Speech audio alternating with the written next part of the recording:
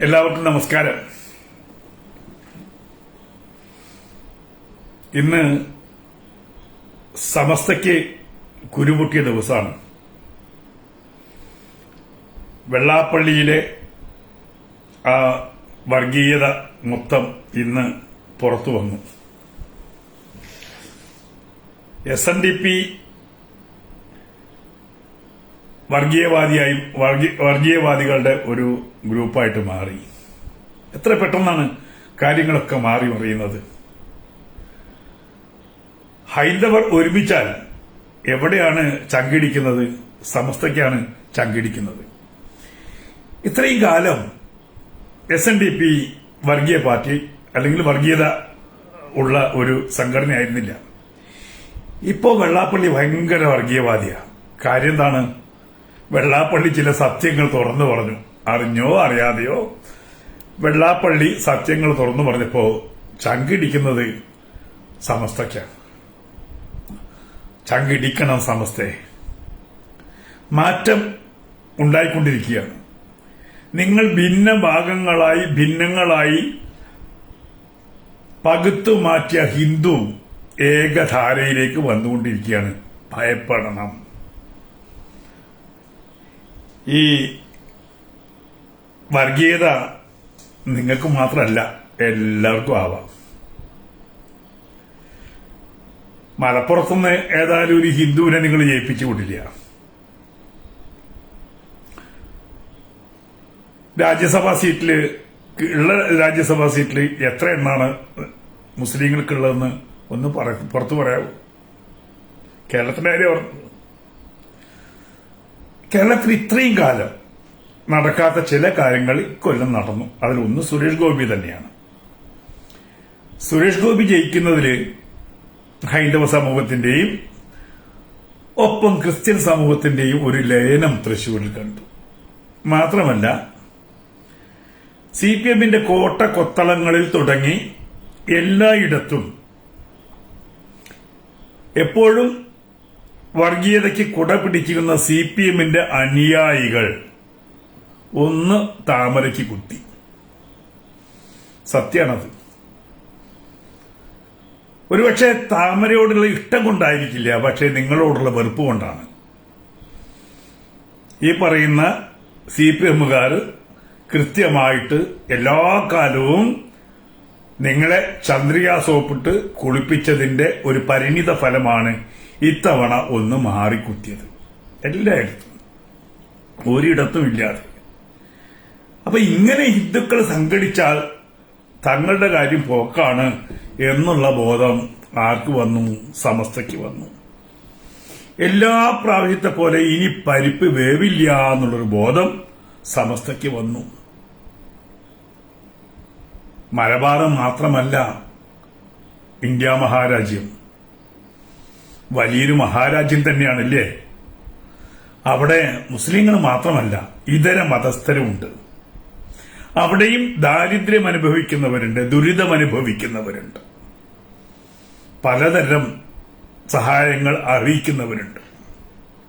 വിദ്യാഭ്യാസത്തിലാണെങ്കിലും വിദ്യാഭ്യാസ സ്ഥാപനങ്ങളിലാണെങ്കിലും റിസർവേഷനിലാണെങ്കിലും ഒക്കെ തന്നെയും മുസ്ലിങ്ങളെ പോലെ തന്നെ റിസർവേഷൻ അർഹിക്കുന്ന ഒരുപാട് ജനതയുണ്ട്. ഇപ്പൊ ഞങ്ങൾക്കൊന്നും കിട്ടിയില്ലേ, ഞങ്ങൾക്കെന്താ പ്രത്യേകിച്ച് കിട്ടിയത് എന്നൊക്കെ ചോദിക്കുമ്പോൾ, കണക്ക് ചോദിക്കുമ്പോൾ എല്ലാ കണക്കും പുറത്തു വിടണം. ഇവിടെ ഹൈന്ദവ സമൂഹത്തിന് എത്രമാത്രം പ്രാതിനിധ്യം കൽപ്പിക്കുന്നുണ്ട്. നേരത്തെ പറഞ്ഞതുപോലെ ഹിന്ദുക്കളെ നായരാക്കിയും ഈഴവനാക്കിയും പുലയനാക്കിയും പറയനാക്കിയും ഭിന്നങ്ങളായി മാറ്റി നിർത്തി കോൺഗ്രസിന്റെ വോട്ട് കോൺഗ്രസും കുറച്ച് ഏകീകരിക്കുക, അതിന്റെ കൂടെ നിങ്ങളുടെ മുസ്ലിം വോട്ട് അങ്ങ് പകുത്തു കൊടുക്കുക, CPM-ഉം കുറച്ച് പകുത്തു മാറ്റുക, എന്നിട്ട് ഈ പറയുന്ന ന്യൂനപക്ഷത്തിന്റെ പേരിൽ കുറച്ച് വോട്ട് കൊണ്ട് ജയിക്കുക, അങ്ങനെ ഭരണം കൈയാളുക. അതിനൊക്കെ ഒരു മാറ്റം വരണ്ടേ? മാറ്റം വന്നേ വെക്കൂ. നിങ്ങൾക്ക് വർഗീയതയാവാമെങ്കിൽ ഞങ്ങൾക്കും വർഗീയതയാവാം. നിങ്ങൾക്ക് മതപരമായി സംഘടിക്കാൻ പറ്റുമെങ്കിൽ ഹൈന്ദവനും മതപരമായി സംഘടിക്കും. സംശയിക്കേണ്ട.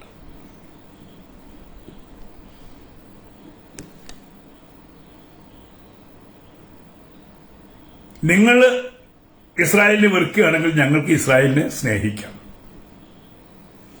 മാനവികത എവിടെയുണ്ടെങ്കിലും അവിടെ സ്നേഹിക്കാം. ഭാരതം അങ്ങനെയാണ് കാണുന്നത്. എവിടെ ആര് വേദനിച്ചാലും അതിന്റെ കൂടെ നിൽക്കുന്നവരാണ് ഭാരതത്തിന്റെ സമൂഹം.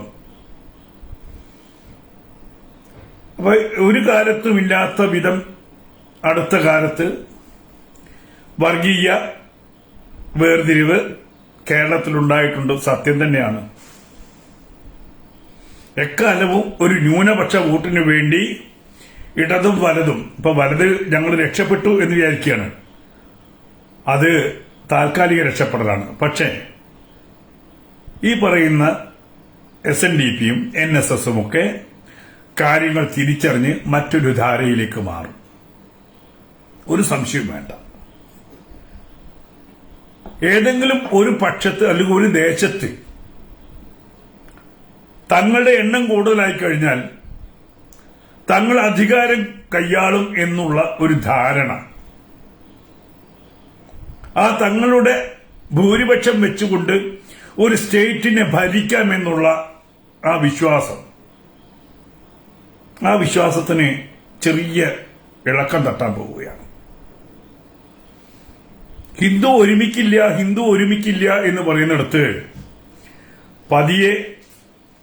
പതിയെ SNDPക്കൊക്കെ കാര്യങ്ങൾ തിരിച്ചറിഞ്ഞു തുടങ്ങിയിട്ടുണ്ട്. ഇനി NSSനും കാര്യങ്ങൾ തിരിച്ചറിഞ്ഞു. അങ്ങനെ ഹൈന്ദവ സമൂഹം മുമ്പെങ്ങുമില്ലാത്ത വിധം എല്ലാ പക്ഷത്തു നിന്നും, കോൺഗ്രസിന്റെ ഭാഗത്തു നിന്നാണെങ്കിലും ശരി, കമ്മ്യൂണിസ്റ്റിന്റെ ഭാഗത്തു നിന്നാണ് ശരി, അവരുടെ അണികളായിട്ടുള്ള ഹൈന്ദവ സമൂഹം നിങ്ങളുടെ ഈ പീഡനം അല്ലെങ്കിൽ നിങ്ങളുടെ ഈ വിലപേശൽ കണ്ടുകൊണ്ട്, സമസ്തയുടെ വിലപേശൽ കണ്ടുകൊണ്ട് തന്നെ ഇതൊരു ശരിയായ പോക്കല്ല, ഇങ്ങനെ പോയാൽ തങ്ങളുടെ സമൂഹം ഉണ്ടാവില്ല എന്നൊരു ബോധം, ആ ബോധത്തിൽ നിന്നുള്ള തിരിച്ചറിവ്, ആ തിരിച്ചറിവിൽ നിന്നുള്ള മാറ്റം, അത് തന്നെയാണ് സംഭവിച്ചുകൊണ്ടിരിക്കുന്നത്. അത് ഒരു സ്ഥലത്തല്ല, എല്ലായിടത്തും സംഭവിച്ചുകൊണ്ടിരിക്കുകയാണ്.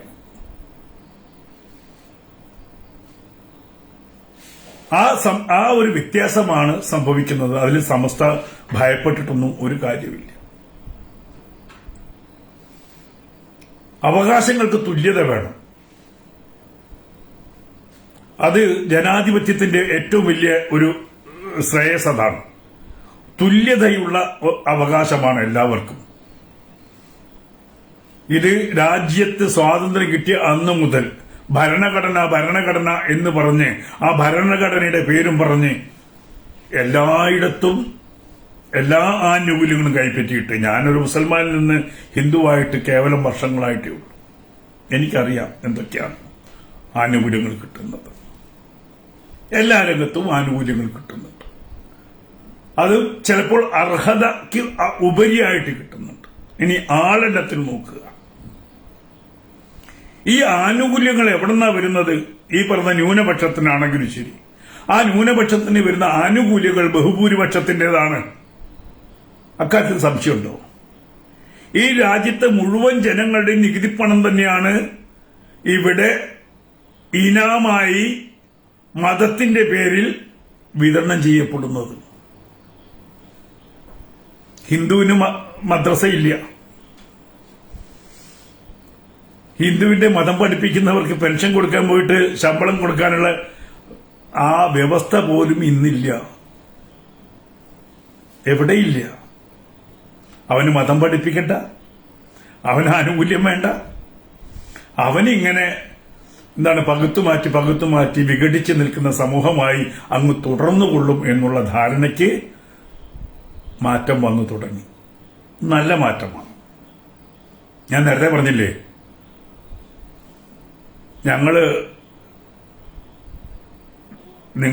നിങ്ങളിടുമ്പം ബർമുടയും ഞങ്ങളിടുമ്പം അണ്ടർവെയറും ആവുന്ന അവസ്ഥ, അതൊന്നും മാറിപ്പോകുന്നതാണ്.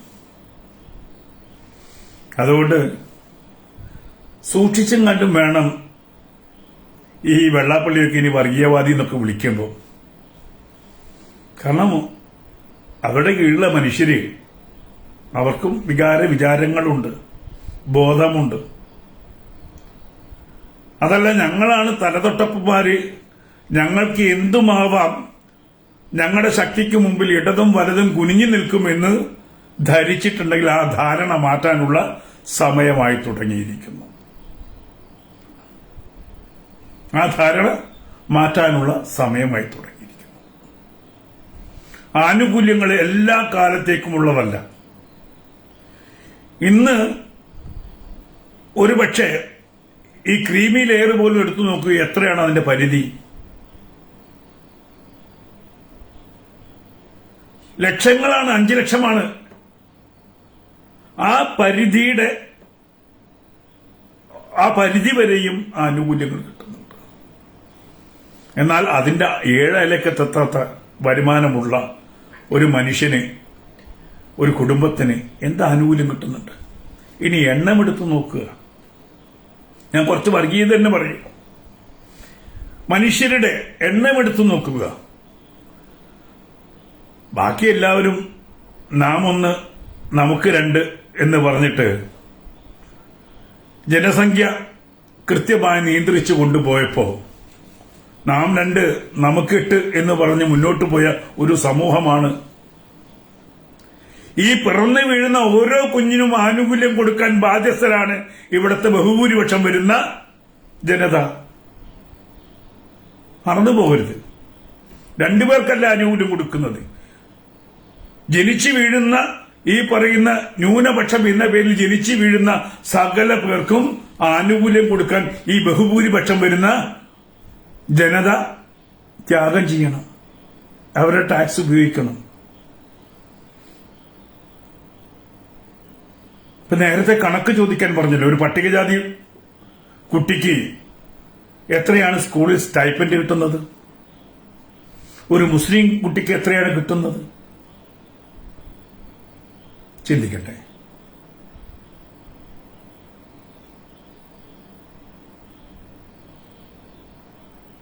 ഒരു പള്ളിയിലോ ഒരു മദ്രസയിലോ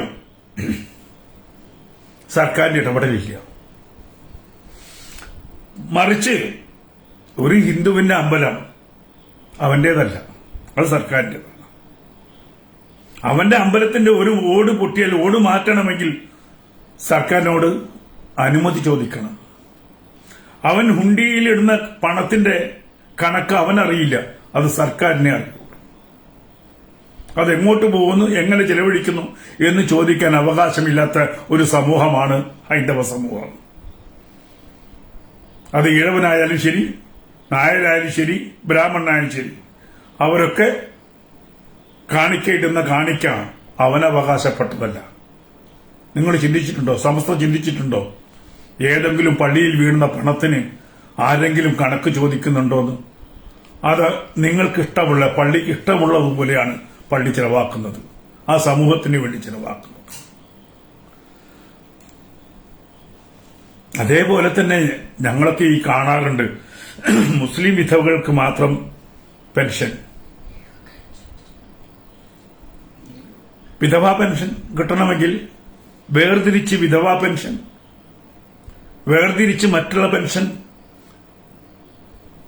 അധ്യാപക പെൻഷൻ, സ്കൂൾ അനുവദിക്കുന്നത്, ഇങ്ങനെ തുടങ്ങി ഒരു വീട് വെക്കുന്നതിൽ പോലും നമ്മൾ ന്യൂനപക്ഷം ഭൂരിപക്ഷം എന്ന് മാറ്റി. ഭൂരിപക്ഷത്തിന് ഇല്ലല്ലോ, പിന്നെ ഒന്നും, ഭൂരിപക്ഷത്തിനൊന്നും തന്നെ ഇല്ല.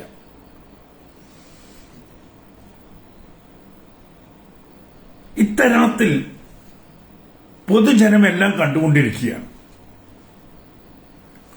ഒരു മതത്തിന്റെ പേരിൽ, ജാതിയുടെ പേരിൽ ഇങ്ങനെ ഭിന്നമായിട്ട് ഒരു സമൂഹം ജീവിക്കുന്നത് ശരിയായ നിലപാടാണ്. അതേസമയത്ത് അർഹതപ്പെട്ടവർക്ക് എന്ത് ലഭിക്കുന്നു എന്ന് ചിന്തിച്ചിട്ടുണ്ടോ?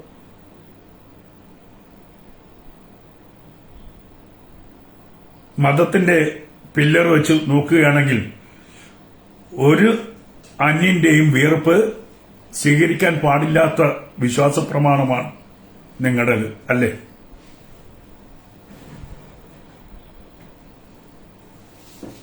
എല്ലാ ആനുകൂല്യങ്ങളും കവർന്നെടുത്തതിന് ശേഷം ചോദിക്കും ഞങ്ങൾക്ക് എന്ത് കിട്ടിയെന്ന്.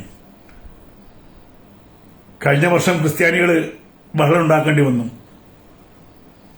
ആനുകൂല്യങ്ങളൊന്നും അവർക്ക് കിട്ടുന്നില്ല എന്ന് പറഞ്ഞ് ബഹളം ഉണ്ടാക്കേണ്ടി വന്നു. അത് എല്ലാവർക്കും അറിയുന്ന കാര്യങ്ങളാണ്.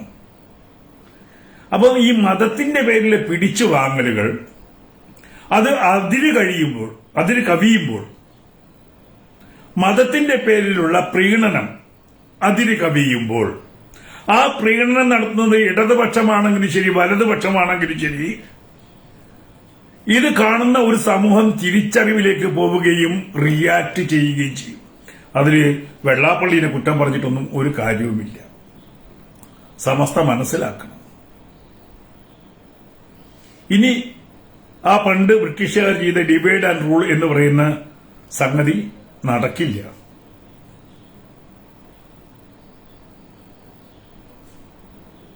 ഫലശക്തിയായിട്ട് SNDP എന്തായാലും ശരി CPMന്റെ കൂടെ പോകും. NSS എന്തായാലും കോൺഗ്രസുകാരുടെ കൂടെ പോകും. ഇതിന്റെ ഇടയിൽ നമുക്ക് വേണ്ടുന്നത് പിടിച്ചെടുക്കാം. കാരണം അവരൊന്നാവില്ലല്ലോ. എല്ലാത്തിന്റെയും അടിസ്ഥാന തത്വം ഇത് തന്നെയാണ്. എല്ലാത്തിന്റെയും അടിസ്ഥാന പ്രമാണം. അതുകൊണ്ടാണ് പറഞ്ഞത് നിങ്ങൾ വർഗീയതയിലേക്ക് ചലിക്കുമ്പോൾ, നിങ്ങൾ വർഗീയതയിലേക്ക് ചുരുങ്ങുമ്പോൾ മറ്റുള്ളവരും വർഗീയതയിലേക്ക് ചുരുങ്ങിക്കൊണ്ടേയിരിക്കും. ഇപ്പം ഒരു പലപ്പോഴും നിങ്ങൾ ചിന്തിച്ചിട്ടുണ്ടാവില്ല, ഒരു സ്കൂളില് കുറച്ച് കുട്ടികളെ വിളിച്ചിട്ട് നിങ്ങൾക്ക് IASന്റെ ട്രെയിനിങ് ഫ്രീ ആയിട്ട് തരിക. സമസ്ത ചിന്തിച്ചിട്ടുണ്ടോ? ഒരു ക്ലാസ്സിൽ എല്ലാ വിഭാഗം ഇരിക്കുന്ന ക്ലാസ്സിൽ ഒരു വിഭാഗത്തിനെ വിളിച്ചിട്ട് നിങ്ങൾക്ക് IASന്റെ IPSന്റെ ട്രെയിനിങ് ഫ്രീ ഓഫ് കോസ്റ്റിൽ തരുന്നു. അതിൽ നിന്ന് ഈ 50 കുട്ടികൾ ഇരിക്കുന്ന കുട്ടികളിൽ നിന്ന് കുറച്ച് കുട്ടികൾ മാത്രം എഴുന്നേറ്റ് ക്ലാസ്സിന് പോകുന്നു. അവിടെ ഇരിക്കുന്ന മറ്റു കുട്ടികളുടെ വികാരം നിങ്ങൾ മനസ്സിലാക്കിയിട്ടുണ്ടോ?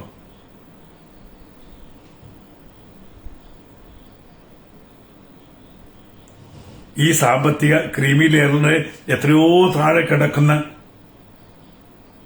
ആളുകളുടെ വികാരം അവനും കിട്ടേണ്ടതല്ലേ ഫ്രീ ട്രെയിനിങ്? മനസ്സിലാക്കിയിട്ടുണ്ടോ? മനസ്സിലാക്കിയിട്ടില്ല. ഞങ്ങളുടെ മതം, ഞങ്ങളുടെ വിശ്വാസം, ഞങ്ങളുടെ ഭരണം, സ്വപ്നം കാണുന്ന ഭരണം സമസ്തയായാലും SDP ആയാലും ശരി, ജമാഅത്തെ ഇസ്ലാമിയാണെങ്കിലും ശരി, എല്ലാ ഇസ്ലാമിക സമൂഹവും കാണുന്ന അവസാനത്തെ വാക്ക് പറയുന്നത് എന്താണ്? ഞങ്ങളുടെ രാജ്യം എന്നാണ്. ആ രാജ്യത്തിലേക്ക് ആണ് എല്ലാ മുസ്ലിങ്ങളും മുന്നോട്ട് പോയിക്കൊണ്ടിരിക്കുന്നത്. ഇന്ന് ലോകത്തിന് മനസ്സിലാക്കിയിട്ടുണ്ട്. ഒരു സാമൂഹ്യ നീതിക്കും അവിടെ സ്ഥാനമില്ല. ഒരു സാമൂഹ്യ നീതിയും ഒരിക്കലും അവർ ചിന്തിച്ചിട്ടുമില്ല. നിങ്ങൾ ചിന്തിച്ചിട്ടുമില്ല. അർഹതപ്പെട്ടവർക്ക് മാത്രമാണോ ഈ ആനുകൂല്യങ്ങൾ കിട്ടുന്നത് എന്ന് നിങ്ങൾ ചിന്തിച്ചിട്ടുണ്ടോ? ഇല്ല. എന്റെ കുട്ടിക്ക് കിട്ടുന്ന അർഹതപ്പെട്ട കുട്ടിക്ക് കിട്ടുന്ന സ്ഥാനങ്ങൾ പലപ്പോഴും കിട്ടാറില്ല. അതിന് ജോലിയായാലും ശരി, അഡ്മിഷൻ ആയാലും ശരി, ഈ പറയുന്ന നിങ്ങളൊക്കെ നടത്തുന്ന കോളേജുകളിൽ ഒരു അധ്യാപകന് വാങ്ങിക്കുന്ന കൈക്കൂലി എത്രയാണ്? അതിപ്പോ എല്ലാവർക്കും ഉണ്ടാവും. അതേപോലെ ഈ മതത്തിന്റെ പേരിൽ അനുവദിച്ചു കിട്ടിയ സ്കൂളുകളിൽ ആ മതത്തിന്റെ കുട്ടികൾക്ക് ഫ്രീ ഓഫ് കോസ്റ്റ് പഠിപ്പിക്കുന്നുണ്ടോ? ചിന്തിച്ചിട്ടുണ്ടോ? ഇല്ല. ഭരണത്തിന്റെ ആനുകൂല്യങ്ങൾ തങ്ങളുടെ മതങ്ങൾക്ക് വേണം. അത് മറ്റ് മതങ്ങൾക്ക് കിട്ടാൻ പാടില്ല. മറ്റുള്ളവർ സംഘടിപ്പിക്കാൻ പാടില്ല. അതിൽ നിന്നല്ലേ ഇന്നലെ വരെ നിങ്ങൾക്ക് തേനും പാലുമായിരുന്നു വെള്ളാപ്പള്ളി അല്ലേ? ഇന്നലെ വരെ വെള്ളാപ്പള്ളി നിങ്ങൾക്ക് മഹാനായിരുന്നു. അറിയാതെ വെള്ളാപ്പള്ളിയുടെ വായിൽ നിന്നും ഒരു സത്യം പുറത്തു വന്നപ്പോ വെള്ളാപ്പള്ളി ഒന്നിനും കൊള്ളാത്തവനായി. അദ്ദേഹത്തിന്റെ കേസുകളൊക്കെ പുറത്തേക്ക് എടുത്തിടാൻ തുടങ്ങി. ഇത്തരം കേസുകൾ പറയുകയാണെങ്കിൽ ഇതുപോലെ ഒരുപാട് കേസുകളുണ്ട്. ഈ സമൂഹം അത് കാണുന്നുമുണ്ട്. നിങ്ങളുടെ പവർ കൊണ്ട് മൂടിവെച്ച ആയിരക്കണക്കിന് കേസുകളുണ്ട്.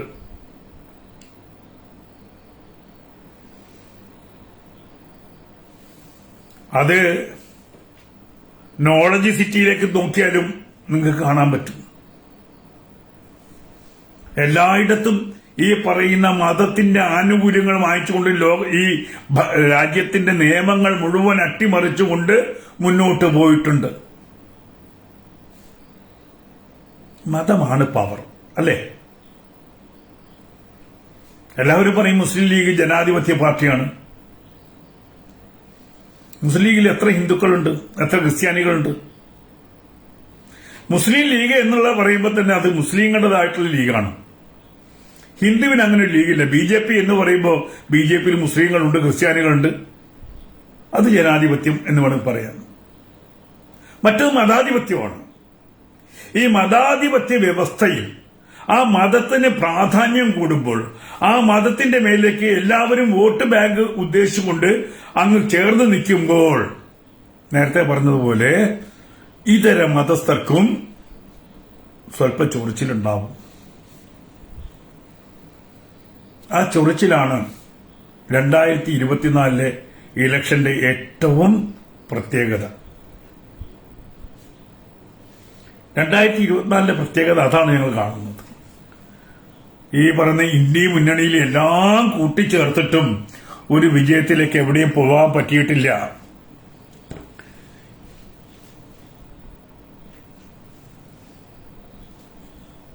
അങ്ങനെ പോകുന്നതിന്റെ ഒരു ഭാഗമായിട്ടാണ് ക്രിസ്ത്യാനികൾ മാറി ചിന്തിച്ചത്.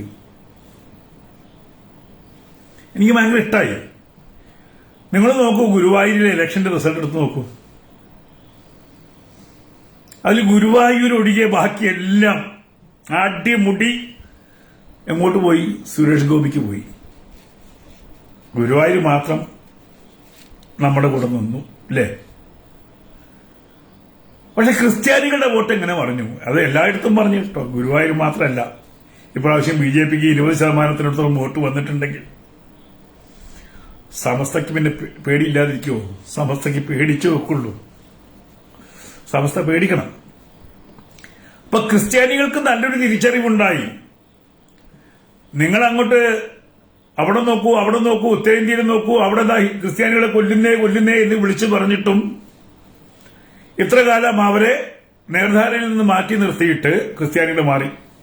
കേരളത്തിലെ ഗോവയിലൊക്കെ നേരത്തെ മാറിയതാണ്. ഈവൻ നോർത്ത് ഈസ്റ്റിലും മാറിയിട്ടുണ്ട്. എല്ലായിടത്തും മാറ്റമുണ്ട്. ഈ പ്രീണനം, മതപരമായിട്ടുള്ള ഡിവിഷൻ, ആ ഡിവിഷൻ തന്നെയാണ് മറുവശത്ത് ഏകീകരണത്തിനുള്ള സാധ്യത കൂട്ടുന്നത്. നിങ്ങൾക്കാവാമെങ്കിൽ ഞങ്ങൾക്കും ആവാം, സമസ്തയ്ക്കാവാമെങ്കിൽ SNDPക്കും ആവാം, NSSനും ആവാം, KPMSനും ആവാം.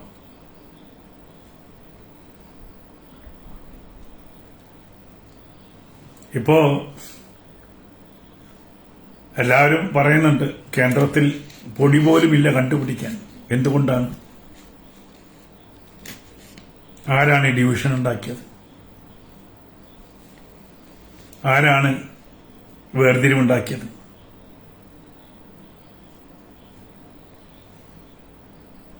ഉള്ളിലോട്ടൊന്ന് നോക്കണം, തന്നിലേക്കൊന്ന് നോക്കണം.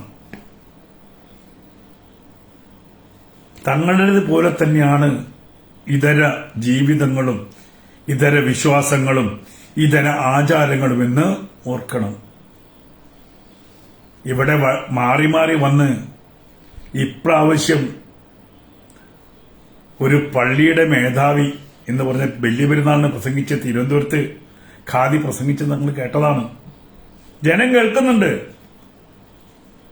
ഗുരുവായൂരപ്പ ഗുരുവായൂരപ്പ എന്ന് വിളിച്ചാൽ സ്വർഗത്ത് പോവില്ല എന്ന് പറഞ്ഞത് ജനങ്ങൾ കേൾക്കുന്നുണ്ട്. ഹൈന്ദവർ ഒരിക്കലും സ്വർഗത്തിൽ പോവില്ല എന്ന് പറയുന്നത് ജനങ്ങൾ കേൾക്കുന്നുണ്ട്. ഇങ്ങനെ ഇസ്ലാമിക വിശ്വാസികൾ, ജമാഅത്തെ ഇസ്ലാമിയും മുജാഹിദുകളും സലഫികളും എല്ലാവരും മാറി മാറി നവമാധ്യമങ്ങളിൽ വന്ന് ഇതര മതസ്ഥരെ ആക്ഷേപിക്കുന്നത് ജനം കേൾക്കുന്നുണ്ട്. അതിന്റെയൊക്കെ പരിണിത ഫലമാണ്. നമ്മളാരും ഇവിടെ കേരളത്തിൽ ഒരിക്കലും ഉണ്ടാവാത്ത വിധം മാറിയിട്ടുണ്ടെങ്കിൽ അതിന്റെ കാരണം ഹൈന്ദവരല്ല, ക്രിസ്ത്യാനികളല്ല, മുസ്ലിങ്ങൾ തന്നെയാണ്. അരിയും മലരും വാങ്ങിക്കോ, കുന്തിരിക്കം വാങ്ങിക്കോ എന്ന് പറഞ്ഞപ്പം മൗനം ആചരിച്ചവര് തിരിച്ചറിവ് ഇപ്പൊ നേടിത്തുടങ്ങിയിട്ടുണ്ട്. എന്തൊക്കെയായിരുന്നു ക്ഷേത്രത്തിന് പിരിവ് കൊടുക്കരുത്? ഇന്ന് ഞാനൊരു വീഡിയോ കണ്ടു. നരകത്തിന് 8 തട്ടുണ്ട്. അതിൽ ഹിന്ദുക്കളെ പാർപ്പിക്കുന്ന ഇടം പോലും കൃത്യമായിട്ട് പറയുന്ന, അങ്ങനെ വിസ്തരിച്ചിട്ടുള്ള നരകത്തിന്റെ ഓരോ ഭാഗത്ത് ഏതൊക്കെ കാഫിരീറ്റുകൾ എവിടെ കിടക്കും, ഹിന്ദുക്കള് മുസ്ലിങ്ങൾ തെറ്റിയുന്നവർ എവിടെ കിടക്കും, അതിൽ കാഫിറുകൾ എവിടെ കിടക്കും, ഇതൊക്കെ ഈ പറയുന്ന പൊതുമാധ്യമത്തിൽ വന്നിട്ട് പറയുന്നതൊക്കെ ജനങ്ങൾ കേട്ടുകൊണ്ടിരിക്കുകയാണ്. ലോകം മുഴുവനും ഈ പറയുന്ന വർഗീയത വിഷം കുത്തിവെക്കുന്നത് ആരാണ് എന്ന് ജനങ്ങൾക്കറിയാം. പലസ്തീന് ഐക്യദാർഢ്യം പ്രകടിപ്പിക്കുമ്പോൾ ഇപ്പുറത്ത് മരിച്ചു വീണ ഇസ്രായേലിയരും അവരുടെ കുഞ്ഞുങ്ങളും മനുഷ്യരാണെന്നുള്ള ഒരു ധാരണ വേണം. യഹൂദിയെ കണ്ടെടുത്ത് വെച്ച് തട്ടിക്കളയണം എന്ന് പറഞ്ഞ ഒരു മതത്തിന്റെ ശീർഷകങ്ങൾ ഇന്ന് പൊതുസമൂഹത്തിൽ ചർച്ച ചെയ്തുകൊണ്ടിരിക്കുകയാണ്. വൈകിട്ട് 8 മണിയാവുമ്പോ ക്ലബ് ഹൌസുകളിൽ കൃത്യമായി ചർച്ച ചെയ്യപ്പെടുന്നു ഈ പറയുന്ന വർഗീയത. ലോകത്ത് എല്ലായിടത്തും ജനങ്ങൾ കണ്ടുകൊണ്ടിരിക്കുന്നു. ആശ്രയം നൽകിയിടത്തൊക്കെ ആശ്രയം നൽകിയവരെ തിരിച്ചു കൊത്തുന്നത് കണ്ടുകൊണ്ടിരിക്കുന്നു. ഇന്ത്യയിൽ ഈ തരുണത്തിൽ ഇപ്പൊ കഴിഞ്ഞ 2 ദിവസം മുമ്പാണ് ഒരു പടം കണ്ടത്. പെരുന്നാളിന് വെട്ടാൻ കൊണ്ടുപോയ ആടിന്റെ മേലെ രാം എന്നെഴുതിയിട്ടാണ് വെട്ടുന്നത്. പൊതുസംഭവം കണ്ടുകൊണ്ടിരിക്കുകയാണ്. വെറുപ്പിൽ നിന്ന് വെറുപ്പിലേക്ക് അവരെ നയിച്ചുകൊണ്ടിരിക്കുന്നത് ആരാണ് എന്ന് ചിന്തിക്കണം. ഇവിടുത്തെ RSSകാരല്ല, ഇവിടുത്തെ SNDPക്കാരല്ല, ഇവിടുത്തെ NSSകാരല്ല.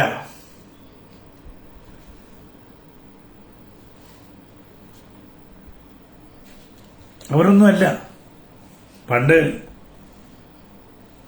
എന്റെയൊക്കെ ചെറുപ്പത്തിൽ വീട്ടിലൊരു പെരുന്നാളുണ്ടെങ്കിൽ ആ പെരുന്നാളിന്റെ ഭക്ഷണത്തിന്റെ അംശം മതം നോക്കാതെ എല്ലാ വീടുകളിലും എത്തിയിരുന്നു, അയൽവക്കത്തെ വീടുകളിൽ എത്തിയിരുന്നു. ഇന്ന് പറയുന്നു നിങ്ങളുടെ പെരുന്നാൾ ഭക്ഷണം അവിശ്വാസികൾക്ക് കൊടുക്കരുതെന്ന്. അങ്ങനെ പറയുന്നില്ലേന്ന് ചോദിച്ചു നോക്കൂ, സോഷ്യൽ മീഡിയയിൽ കണ്ടു നോക്കൂ. മതവിശ്വാസ പ്രകാരം ഉള്ള ഭക്ഷണം അന്യർക്ക് കൊടുക്കരുത്, അന്യരുടെ വിശ്വാസങ്ങളിൽ പങ്കുചേരരുത്, ഇതൊക്കെ ജനം കണ്ടുകൊണ്ടിരിക്കുന്നു. നിങ്ങൾ പറയുന്നത് തെറ്റല്ല, മതം പറയുന്നത് തെറ്റല്ല. കാരണം ഇസ്ലാം മതത്തിന്റെ അടിസ്ഥാന പ്രമാണങ്ങളിൽ പെട്ടതാണ് ശിർക്ക് ചെയ്യുന്നവന്റെ കൂടെ കൂടാതിരിക്കുക, കാഫിരീറ്റുകളുടെ കൂടെ കൂട്ടുകൂടാതിരിക്കുക, കാഫിരീറ്റുകളെ പതുക്കെ മാറ്റിയെടുക്കുക. ഇത് രസമായിട്ടാ പറയുന്നത് 5-8 കൊല്ലം കൂടെ കിടന്നിട്ടും അവനെ നിങ്ങൾക്ക് മുസ്ലിം ആക്കാൻ പറ്റിയില്ലേ എന്ന് ഒരു മഹാപണ്ഡിതൻ വിളിച്ചു ചോദിക്കുന്നത് കേട്ടു. മുജാഹിദ് ബാലുശ്ശേരി അത് ചോദിക്കുകയാണ്, നിങ്ങളുടെ കൂടെ 5-8 കൊല്ലം ഒരു ഹിന്ദു കഴിഞ്ഞിട്ടും എന്തുകൊണ്ടാണ് നിനക്ക് അവനെ മുസ്ലിമാക്കാൻ പറ്റാത്തത്? അതും കേട്ടൂല്ലേ? എം അക്ബറും ഈ ബാലുശ്ശേരിയും ഇങ്ങനെ കുറച്ച് ആൾക്കാർ മതി ഇതിനെ തകർക്കാൻ. ആരും തകർത്തല്ലേ? RSSകാരൊന്നും വന്നിട്ട് RSSകാര് നിങ്ങളുടെ കുർബാന തൊട്ടിട്ടില്ല, BJPക്കാർ നിങ്ങളുടെ കുർബാന, BJPക്കും RSS ഒക്കെ നിങ്ങളെ കഴിയുന്നത്ര നിങ്ങളത് തന്നിലേക്ക് അടുപ്പിക്കണം എന്ന് പറഞ്ഞ് നടക്കുന്ന പാർട്ടിയാണ് BJP. അതുകൊണ്ടല്ലേ മുസ്ലിങ്ങളിലേക്ക് ഇറങ്ങിച്ചെല്ലാം മുസ്ലിങ്ങളുടെ വോട്ട് മേടിക്കണം എന്ന് പറഞ്ഞ് നടക്കുന്ന കൂട്ടരാണ് BJPക്കാര്. അതുകൊണ്ടല്ലേ അബ്ദുള്ള കുട്ടി ഇന്ന് ദേശീയ വൈസ് പ്രസിഡന്റായിട്ടിരിക്കുന്നത്. ഞാൻ പിന്നെ ഇത്തിരി കാഫറായതുകൊണ്ടാണ് ഞാൻ പുറത്തു വന്നത്.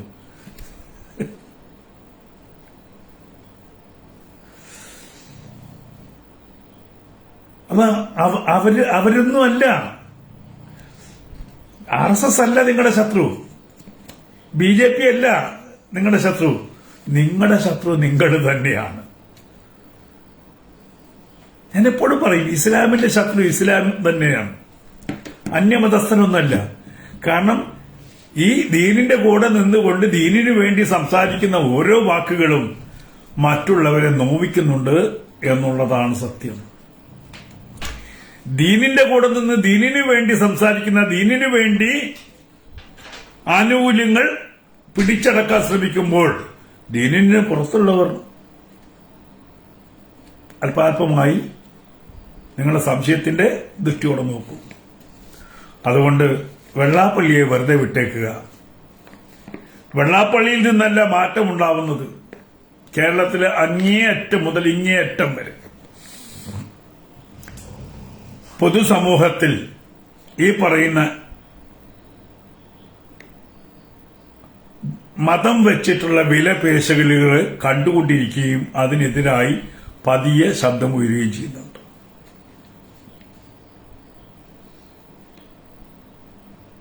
മതം വെച്ചിട്ടുള്ള വിലപേശലുകൾ കാണുന്നുണ്ട്.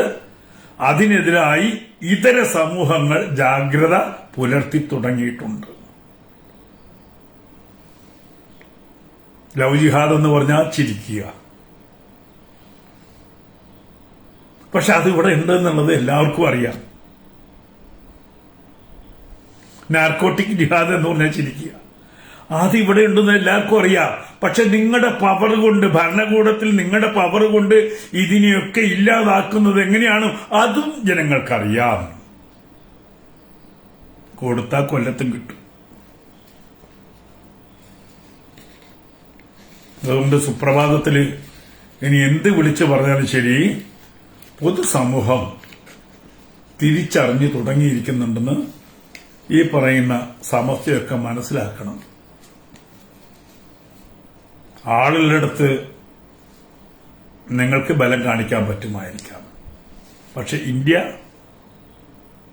ബഹുസ്വരതയുള്ള എല്ലാ വിഭാഗം ജനങ്ങളുമുള്ള ഒരിടമാണ്. ചില പോക്കറ്റുകൾ നിലനിർത്താൻ കഴിഞ്ഞേക്കാം, പക്ഷെ ആ പോക്കറ്റുകളിൽ പോലും ഇങ്ങനെ ശത്രുത സൃഷ്ടിക്കുകയാണെങ്കിൽ ലോകത്ത് എല്ലായിടത്തും സംഭവിക്കുന്നത് പോലെ ഭാരതത്തിലും സംഭവിക്കും. മതേതരത്വം ഒരു വശത്തേക്കുള്ള പാലം മാത്രമല്ല, അത് ഇരുവശത്തേക്കുള്ള പാലമാണ്. അങ്ങോട്ടും ഇങ്ങോട്ടും ഈ തരത്വമുണ്ടാകുമ്പോഴേ മതേതരത്വം ഉണ്ടാവുകയുള്ളൂ. അത് മനസ്സിലാക്കി. അതുകൊണ്ട് സംഘടിതമായി എങ്ങനെയാണോ മുസ്ലിങ്ങൾ സംഘടിക്കുന്നതും വിലപേശുന്നതും, അതേപോലെ സമീപഭാവിയിൽ ഹൈന്ദവരും സംഘടിക്കുകയും വിലപേശുകയും ചെയ്യും. ഇങ്ങോട്ടെങ്ങനെയാണോ അങ്ങോട്ടും അങ്ങനെ തന്നെ ആവും.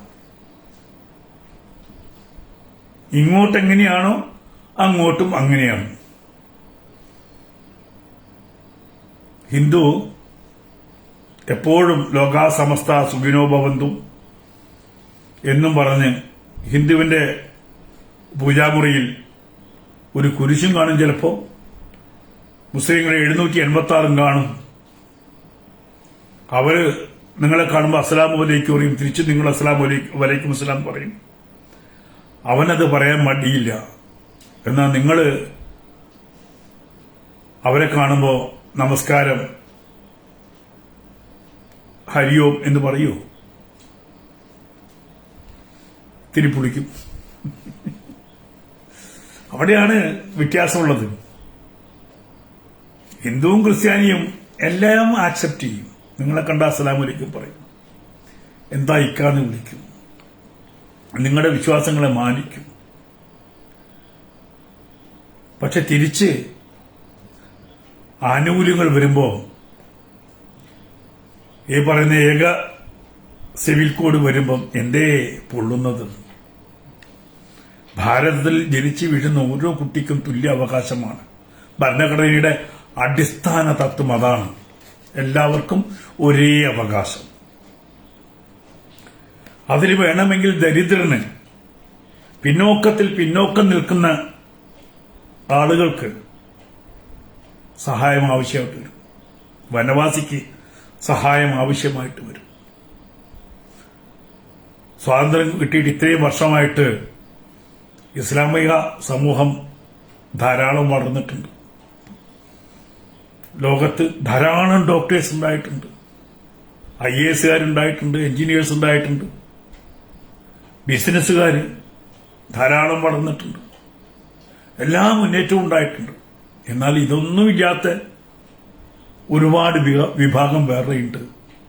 ഇതിനേക്കാളും തളർന്നു കിടക്കുന്ന, തളർച്ചയുള്ള ധാരാളം സമൂഹമുണ്ട്. അവരിലേക്കൊന്നും ഒന്നും എത്തുന്നില്ല എന്നുള്ളതാണ്. മേൽജാതിയുടെ പേരും പറഞ്ഞ് ഇന്ന് ബ്രാഹ്മണൻ അനുഭവിക്കുന്ന ബുദ്ധിമുട്ട് എന്താണെന്ന് മനസാക്ഷി കൊണ്ട് ഗുണിച്ച് പറയണം. നേരം വെളുത്താൽ വൈകുന്നേരം വരെ ബ്രാഹ്മണ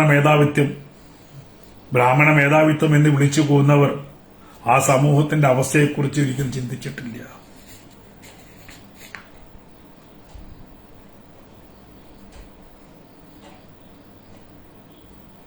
അപ്പൊ അതുകൊണ്ട് ഇന്ന് എനിക്ക് ആ കരച്ചിൽ കേട്ടപ്പോൾ നല്ല ഇഷ്ടമായി. സമസ്തയുടെ കരച്ചിൽ കേട്ടപ്പോൾ ഇഷ്ടമായി. അതുകൊണ്ട് ഇത്രയും പറഞ്ഞെന്നുള്ളൂ.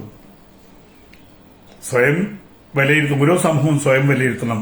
തങ്ങൾക്ക് എത്ര ആനുകൂല്യങ്ങൾ കിട്ടിയിട്ടുണ്ട്, തങ്ങളുടെ സമൂഹം എവിടെ എത്തിയിട്ടുണ്ട്, അവിടേക്ക് എല്ലാ സമൂഹവും എത്തിയിട്ടുണ്ടോ, തങ്ങളുടെ ക്ലാസ് മുറികളിൽ മതം വേർതിരിക്കപ്പെടുന്നുണ്ടോ, ജാതിയുടെ അടിസ്ഥാനത്തിൽ മതത്തിന്റെ അടിസ്ഥാനത്തിൽ കുട്ടികൾ വേദനിക്കുന്നുണ്ടോ എന്നൊക്കെ നോക്കണം. ഇല്ലേ? കുട്ടികൾ വേദനിക്കുന്നുണ്ട്. ഭിന്നങ്ങളായിട്ടുള്ള കുട്ടികൾ ഭിന്നങ്ങളായിട്ടുള്ള അവകാശത്തിന്റെ പേരിൽ ഭിന്നങ്ങളായിട്ടുള്ള ആനുകൂല്യങ്ങൾ നേടുമ്പോൾ ഒരു ക്ലാസ് മുറിയിൽ പോലും, കൊച്ചു മനസ്സിൽ പോലും വേദന ഉണ്ടാവുന്നുണ്ട്. എനിക്കെന്താ IAS ട്രെയിനിങ് കിട്ടിയ കുഴപ്പമുണ്ടോ എന്ന് ദരിദ്രനായിട്ടുള്ള ഒരു ക്രിസ്ത്യാനിയോ, ദരിദ്രനായിട്ടുള്ള ഒരു ബ്രാഹ്മണനോ, ദരിദ്രനായിട്ടുള്ള മറ്റൊരു വിഭാഗമോ ചിന്തിച്ചാൽ, ആ കുട്ടി ചിന്തിച്ചാൽ അതിന് തെറ്റു പറയാൻ പറ്റുമോ? ഒരുമിച്ചിരിക്കുന്ന കുട്ടികളിൽ നിന്ന് മതത്തിന്റെ പേരിൽ കുറച്ച് കുട്ടികളെ തെരഞ്ഞെടുത്ത് പ്രത്യേക ട്രെയിനിങ് കൊടുക്കുക, അവർക്ക് പ്രത്യേക ആനുകൂല്യങ്ങൾ കൊടുക്കുക, ഇതൊക്കെ സമൂഹത്തിലുണ്ടാക്കുന്ന ഡിവിഷൻ എന്താണെന്ന് ഈ സമൂഹം ചിന്തിച്ചിട്ടുണ്ടോ? ചിന്തിക്കണം. ചിന്തിക്കേണ്ടുന്ന സമയം കഴിഞ്ഞിട്ടുണ്ട്.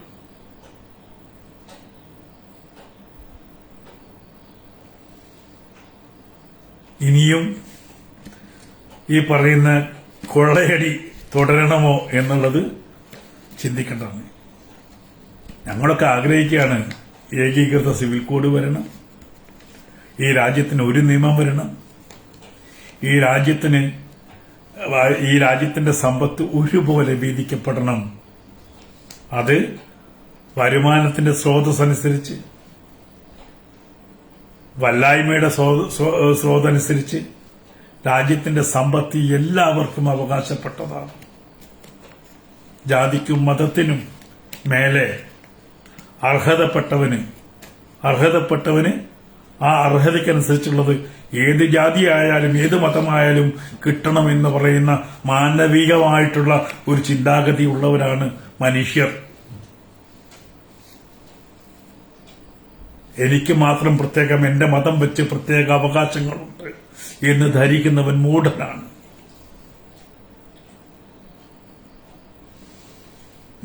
21ാം നൂറ്റാണ്ടായി, കാലമേറെ മാറി, എന്നിട്ടും ഒരു മാറ്റവുമില്ലാതെ ഈ ജാതിയും മതവും അതിന്റെ ഡിവിഷനും തുടരുകയാണെങ്കിൽ വെള്ളാപ്പള്ളിയല്ല, നാളെ NSSഉം ശബ്ദം ഉയർത്തും,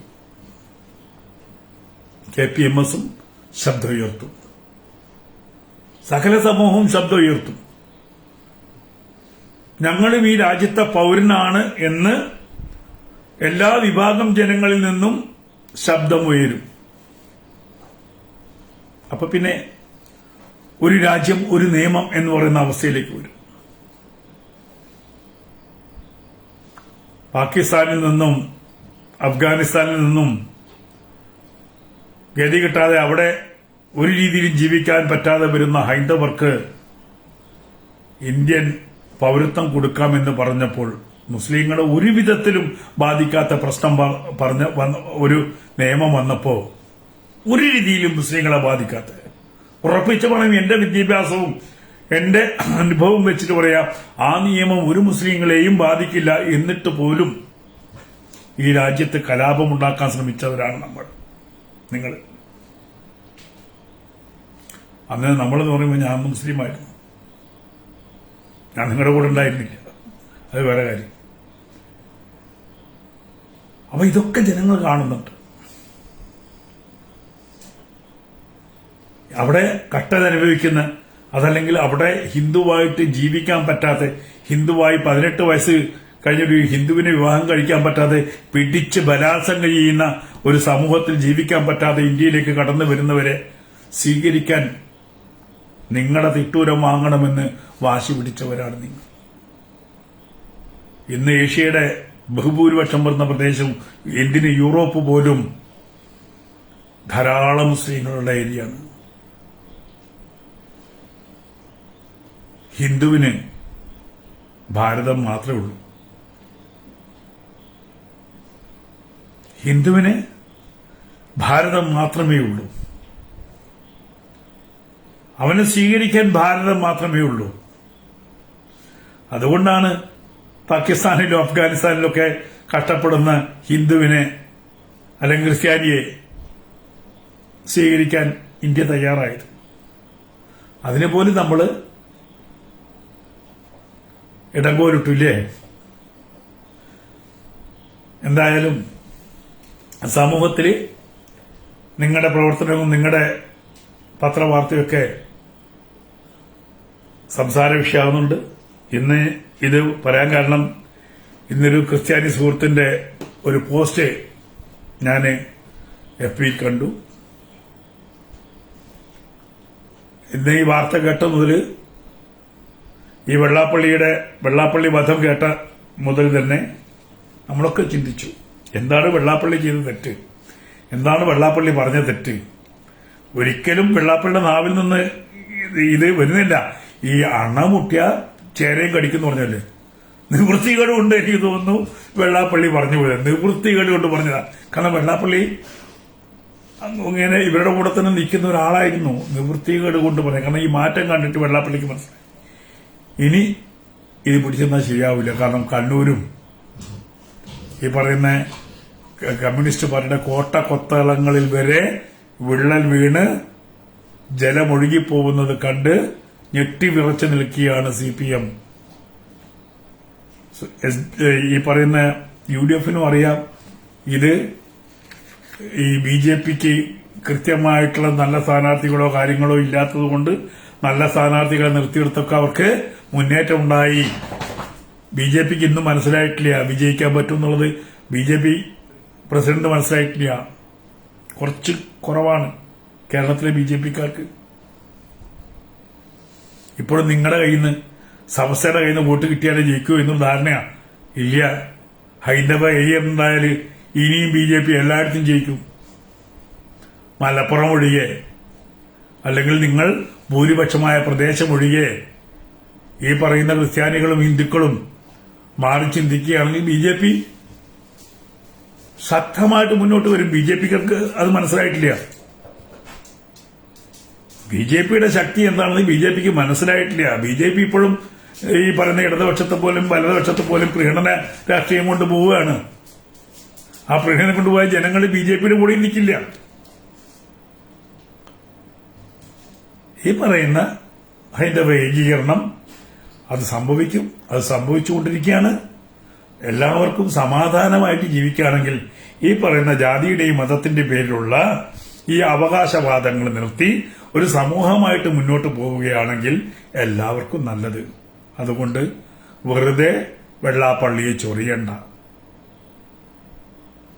വെറുതെ വെള്ളാപ്പള്ളിയെ ചൊറിയണ്ട.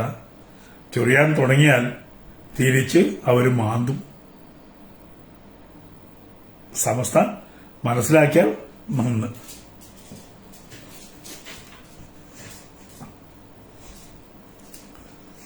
വെള്ളാപ്പള്ളി ജാതി വെച്ച് വില പേശുന്നു, അത് തെറ്റ് തന്നെയാണ്. പോരാളി ശശിയല്ലേ, കുഴപ്പമില്ല. വെള്ളാപ്പള്ളിക്ക് എന്താ ജാതി വെച്ച് വില പേശാൻ പാടില്ലേ? ചിലർക്ക് മാത്രമേ വില പേശാൻ പാടുള്ളൂ. പേശട്ടെന്നേ, എല്ലാം ജാതി വെച്ച് പേശട്ടെ. ഒരു വശത്ത് ജാതി വെച്ച് പേശുകയാണെങ്കിൽ മറുവശത്തും ജാതി വെച്ച് പേശാം. ഞാൻ നേരത്തെ പറഞ്ഞില്ലേ, ഒരു പാലം ഇങ്ങോട്ട് വെച്ചാലും അങ്ങോട്ട് പോകണം. പോരാളി ശശിയ അങ്ങനെ പേശുന്നതിൽ കുഴപ്പമൊന്നുമില്ല. ഞാൻ അങ്ങനെ വിശ്വസിക്കുന്ന ആളാണ്. വേറെ കമന്റൊന്നും ഇല്ല. എല്ലാവർക്കും സന്തോഷം. ചില കാര്യങ്ങൾ പറയാതെ വയ്യ, ഈ ചൊറിയുമ്പോൾ പറയാതെ വയ്യ എന്നുള്ള ഒരവസ്ഥയുണ്ട്. അത്രയേ ഉള്ളൂ. എന്തായാലും ഇങ്ങനെ ഈ പറയുന്ന വെള്ളാപ്പള്ളിയൊക്കെ ഒന്ന് നാവ് അനക്കി തുടങ്ങിയതിൽ സന്തോഷമുണ്ട്. മറ്റു വിഭാഗത്തിനും ഇതേപോലെ തന്നെ മാറ്റങ്ങൾ ഉണ്ടാവണം. പറഞ്ഞു തുടങ്ങണം. പറഞ്ഞു തുടങ്ങേണ്ട കാലമായി. ഇനിയും കാത്തിരുന്നാൽ ബുദ്ധിമുട്ടുണ്ടാവും. ഉയരേണ്ട സമയത്ത് ഉയർന്നു ചിന്തിക്കുകയും ഈ പറയുന്ന സംവിധാന അവകാശം എന്ന് പറയുന്നത് അടുത്ത നിയമസഭാ ഇലക്ഷൻ വരുമ്പം ഇതേപോലെ പ്രീണനം നടത്തുകയാണെങ്കിൽ ആരൊക്കെ പ്രീണനം നടത്തുന്നുണ്ടോ അതിനൊക്കെ എതിരായിട്ട് വോട്ട് ചെയ്യണം. ചില സ്ഥലത്ത് എനിക്ക് അത്ഭുതം തോന്നിയിട്ടുണ്ട്. ആറ്റിങ്ങല് 9600 ചില്ലാനം വോട്ട് നോട്ടയ്ക്ക് കിട്ടി. ഏറ്റവും ടൈറ്റ് കോമ്പറ്റീഷൻ നടന്ന BJP ആണെങ്കിലും CPM ആണെങ്കിലും കോൺഗ്രസും ത്രികോണ മത്സരം ഏറ്റവും ടൈറ്റായി നടന്ന ആറ്റിങ്ങലിന്റെ നോട്ടയുടെ വോട്ട് നിങ്ങളൊന്ന് പരിശോധിച്ച് നോക്കൂ. ആ വോട്ട് ആരായിരിക്കും? നോട്ടയ്ക്ക് വോട്ട് കൊടുത്തിട്ടുണ്ടെങ്കിൽ ഈ പറഞ്ഞ ഇടതിനും കൊടുക്കാൻ പറ്റില്ല, വലതിനും കൊടുക്കാൻ പറ്റില്ല. എന്നാ കിടക്കട്ടെ നോട്ടയ്ക്ക് BJPക്ക് കൊടുക്കാൻ പറ്റും. കാരണം അങ്ങനെ ഒരു മനസ്സുണ്ട്. അത് നോട്ടയുടെ വോട്ട് പെരുകുമ്പോൾ നമുക്ക് മനസ്സിലാവാം. എല്ലായിടത്തും ഒരു മാറ്റം.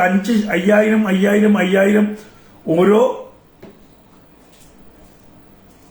മേഖലയിലും മാറിയിട്ടുണ്ട്. 5000 മേലെ ഞാനിങ്ങനെ പരിശോധിച്ചു. 5000 മേലെ എല്ലാ മേഖലയിലും BJPക്ക് വോട്ട് കയറിയിട്ടുണ്ട്. ഓരോ മണ്ഡലത്തിലും കയറിയിട്ടുണ്ട്.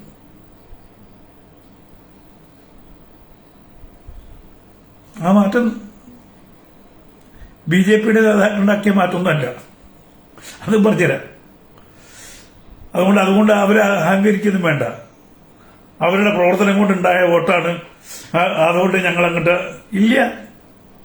അവരുടെ പ്രവർത്തനം കൊണ്ടല്ല, സാമൂഹികമായിട്ടുണ്ടായ മാറ്റം. അതിലെല്ലാവർക്കും പങ്കാളിത്തമുണ്ട്. ഈ ചോദ്യം ചെയ്യൽ എല്ലായിടത്തും വന്നു. പണിക്കരടുത്ത് വന്നു, എന്റെ അടുത്ത് വന്നു, സന്യാസി സമൂഹത്തിന്റെ അടുത്ത് വന്നു. എല്ലാ വിഭാഗം ആൾക്കാരും സംസാരിച്ചു തുടങ്ങി. അതിന്റെ മാറ്റമാണ്.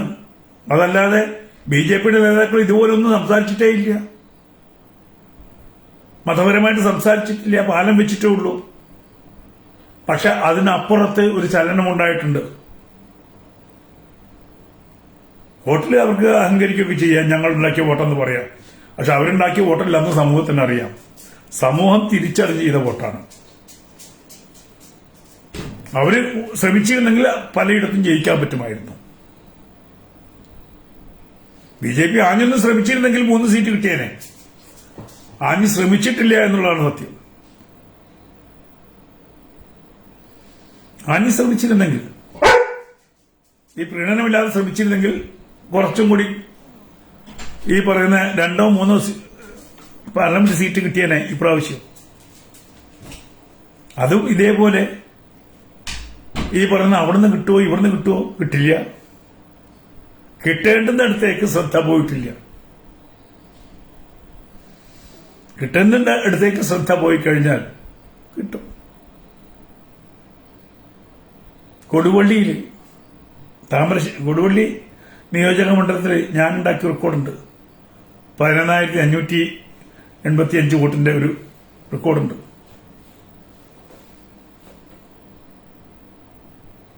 അങ്ങനെ മാറ്റാൻ പറ്റും. അങ്ങോട്ട് ഇറങ്ങണം. ഇനിയും മാറും. അടുത്ത നിയമസഭാ ഇലക്ഷനും പഞ്ചായത്ത് ഇലക്ഷനൊക്കെ ആകുമ്പോൾ സമൂഹം കുറച്ചും കൂടി ബോധത്തിൽ ചിന്തിക്കും. സമസ്ത മനസ്സിലാക്കിയാൽ കൊള്ളാം. തിരുത്തേണ്ടത് SNDP അല്ല, സമസ്തയാണ്. തിരുത്തേണ്ടത് വെള്ളാപ്പള്ളിയല്ല, സമസ്തയാണ്. അത് മനസ്സിലാക്കിയെന്നാണ്. നമസ്കാരം.